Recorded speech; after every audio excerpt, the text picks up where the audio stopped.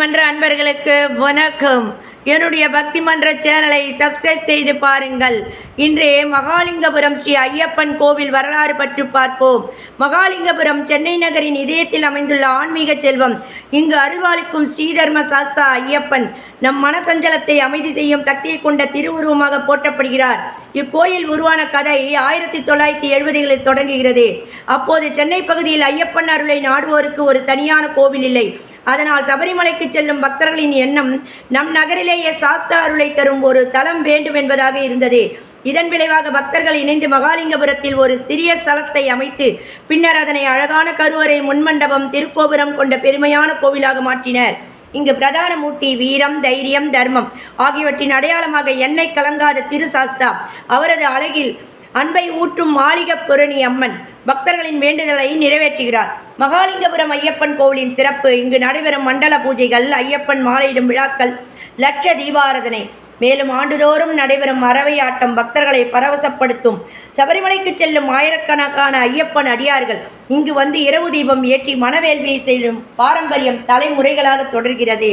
கோயிலின் மெல்லிய நாதஸ்வரம், அக்னி ஞானத்தை உணர்த்தும் தீபாராதனை, நெஞ்சை வருடம் சுவாமியே சரணமையப்பா என்ற ஓம் சத்தம் இவை சேர்ந்து இந்த தலத்தை நகரத்தின் நடுவில் ஒரு புனித சபரிமலை அனுபவமாக மாற்றுகிறது. இன்று தினமும் ஆயிரக்கணக்கானோர் இங்கு வந்து சரணம் சொல்லி ஆறுதல் பெறுகின்றன. மகாலிங்கபுரம் ஐயப்பன் நம் வாழ்வில் தர்மமும் அமைதியும் காக்கும் பாதுகாவலனாக இங்கு அருள் பாலித்து வருகிறார். சுவாமியே சரணமையப்பா.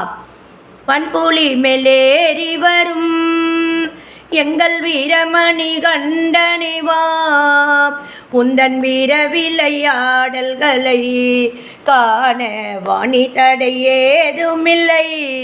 ஐயப்போ சுவாமியே சரணமையா, தர்ம சாஸ்தாவே சரணமையா. உன்னை அனுதினம் பூஜை செய்தோம், உனக்கு அனந்த கோடி நமஸ்காரம். கொஞ்சி கொஞ்சி பேசி வரும் உந்தன் பிஞ்சு மொழி கேட்டிடவே, அந்த பந்தலத்தான் செய்த தவம் இந்த பாமரன் நான் செய்யவில்லையோ. பாலெடுக்க புலி எதற்கோ, உந்தன் பார்வைதான் சக்தியற்றதோ. அருள் பார்வை ஒன்றே போதும் அப்பா, ஞான பால் பொழிய வேண்டுமையா. ஐயப்போ சுவாமியே சரணமையா, தர்ம சாஸ்தாவே சரணமையா.